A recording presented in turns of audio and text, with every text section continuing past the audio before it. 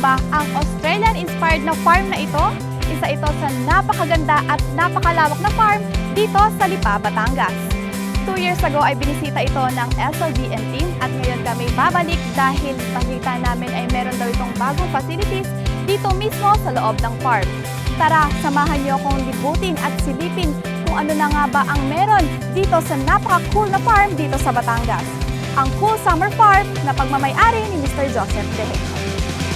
You could count the times that everybody's hurt you.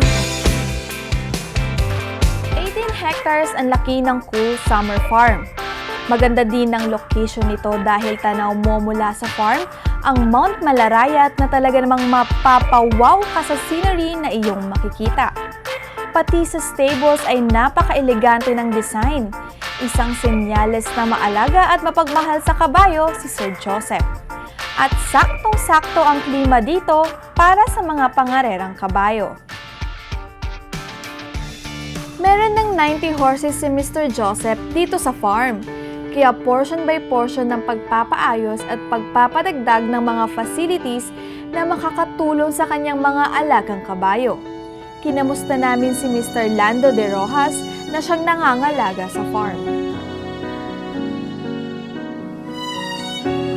Sir Lando, kamusta na po ang Cool Summer Farm? Sa ngayon, ayos na ayos ang takbo ng Cool Summer Farm. Ano po yung mga bago dito ngayon sa Cool Summer Farm? Marami. Unang-una yung aming racetrack. Pangalawa, meron kaming operating room na ngayon yung sa mga doktor namin. Tapos, yun nga, yung mga kabayo namin, nalabas naman na magagaling yung mga naipoproduce namin. Bakit po naisipan ni Mr. Joseph na magpatayo ng isang racetrack? Sa ngayon, yung naisip ni Sir na pagpapatay ng racetrack, maganda eh. Kasi nalabas nga na magagaling yung aming ininsayo diyang kabayo. Na lahat ng dinala ron, lahat na nanalo, yung mga binibili ng ibang horse owner, puro lahat sila nananalo. Kaya napakaganda ng ginawa ni Joseph. 2013 noong matapos ang training grounds na pinatayo ni Mr. Joseph. 400 meters ang laki nito. 2 to 3 years old ang nag-eensayong kabayo and 5 horses per day ang tumatakbo dito para dito pa lamang sa farm ay nasasanay na silang tumakbo at masakyan bago sumabak sa karerahan. Sir Lando, so ito na po yung pinagawa ni Mr. Joseph na mini racetrack or training grounds po ng mga kabayo nyo dito sa farm. Oo, Madjo, ito yung racetrack na pinagawa ni Sir Joseph. Sir, yung pista po ba dito katulad din po sa mga pista sa mga tunay na karerahan po? Oo, ganun. Malambot din, same din ng lupang ginamit buhangin. Buhangin. So, napansin ko din po sir na pa-up and down po yung structure po nung lupa dito na unlike po sa pista na diretso. Para may purpose po ba ito? Nakakatulong to sa sa mga kabayo ni Sayo dito. Kasi yung palusong ng ganyan, yun, parang yung mga buto niya, yung mga muscle niya, parang na Tumitibay. tumitibay, oo. Tapos pagdating naman doon, kung mapapansin mo, paahon naman siya. Ganun din siya para matigas, malakas yung pagkamot niya ng lupa. O yung paahon niya para matulin siya. Pag sa patag na siya, iba na takbo niya. Parang matulin siya.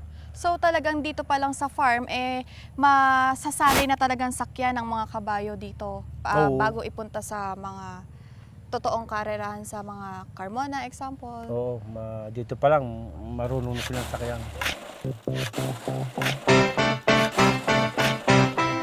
Jo, yan kita mo, binibisitahin namin maigi bago namin ikalat sa aming training ground. O ganyan ang ginagawa. Ganyan din siguro ginagawa. Talagang pinipino nyo talaga yung buhangin. Oo. Kasi yung paa ng kabayo, para yung bato kung makaapak, wala sila maapakang bato. Hindi sila masaktan din. Oo. Pwede po bang mahawakan? Pwede. Oo nga, amazing. Basa po siya, no? Kasi kararating lang Kararating lang. Pero bukas tuyo na yan. Ganito na mangyayari niyan. At ayan, Sir Lando, sobrang na-amaze ako dahil dito sa Cool Summer Farm, meron kayong pinagmamalaking training grounds para sa mga bago ninyong kabayo. Para dito pa lang, nasasanay na silang sakyan bago tumakbo sa karerahan. At ngayon, Bayang Karirista, magpapasama tayo ulit kay Sir Lando para ituro naman ang surgery room or operating room or ospital dito mismo sa loob ng farm. Here come those words again. I run for cover, I'm dodging them. Still they seem to find May 2013 naman nang matapos ang Equine Surgical Facility or operating room ng Cool Summer Farm. Highly specialized ang kanilang medical and surgical options dito. Open ang operating room ng Cool Summer Farm para sa mga gustong magpa-check up or surgery ng kabayo. Sir, puro foam po dito, ano? Oo. Ito yung pang-recover po sa kabayo. Oo, Ba't ito puro yung siya recover. foam? Ay, kasi nga, pagka hindi mo yan nilagyan ng foam, tapos yung kabayo nakahiga dyan, tumayo. Pag tumayo yon, ang tendency nun, pwedeng bumagsak siya uli. Ngayon, kung pader to, pag umumpog dito yung ulo, masasaktan yung kabayo. Ngayon, kung may foam na ganito, pag bumagsak siya o tumali dito, hindi siya masasaktan. Kasi nga may foam.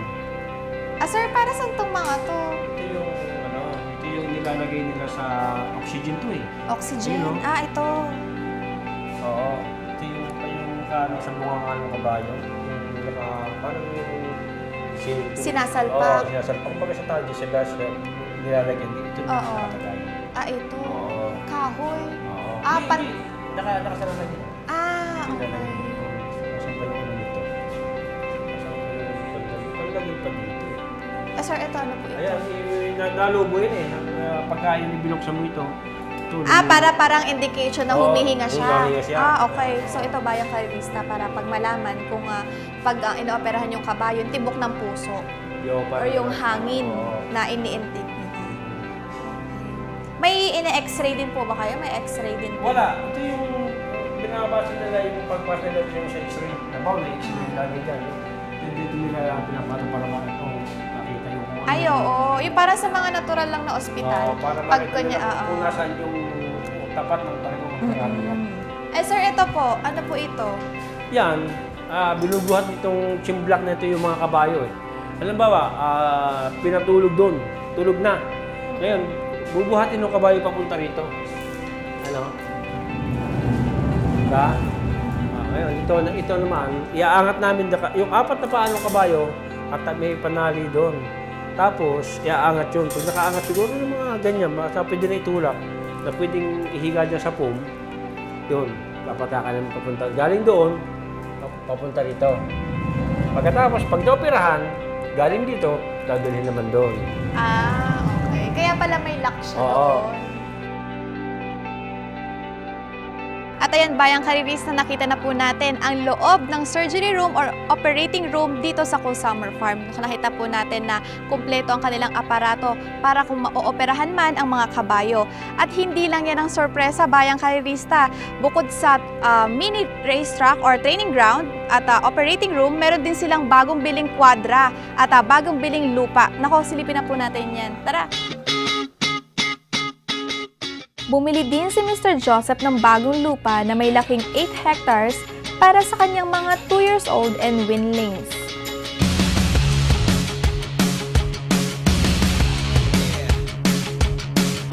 Another couple kids with their heads on top. Just another stranger, just another plot.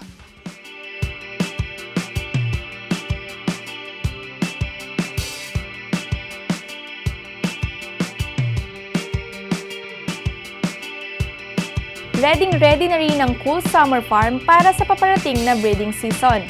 Meron silang 4 na stallion na sila, Hook and Ladder, Grade 2 stakes winner and Grade 1 stakes winner sa ibang bansa.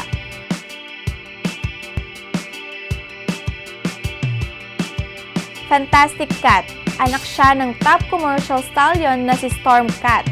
Fantastic Cat won Grade 2 Derby over multiple Grade 1 stakes winner Borrego.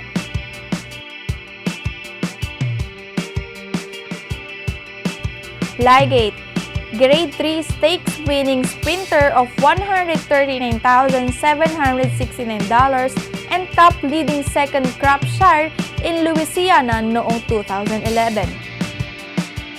Eugene's third son is multiple G2 Stakes Placer winner and number 2 in 2011 leading third crop sire of South Region. What a shame we all remain such fragile, broken things. A beauty half betrayed. Butterflies that punctured her wings, still there are darkened places. Nakaka-enjoy talaga maglibot sa Cool Summer Farm. Para ka nasa ibang bansa. Samahan pa nito ng magagandang stables at pine trees na nakapalibot sa daan. Malaki nga ang pinagbago nito simula noong nakaraang 2 taon at ang pagbabagong ito ay nakakatulong sa mga pangarerang kabayo ni Mr. Joseph.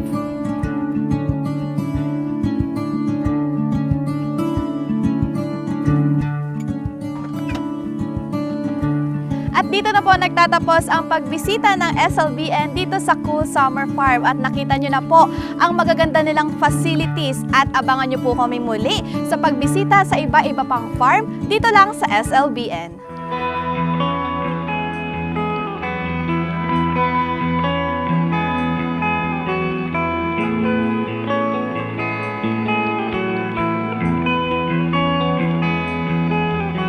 She's got you high and you don't even know yet. She's got you high and you don't even know yet. The sun's in the sky, it's warming up your bare legs, and you can't deny you're looking for the sunset. She's got you high and you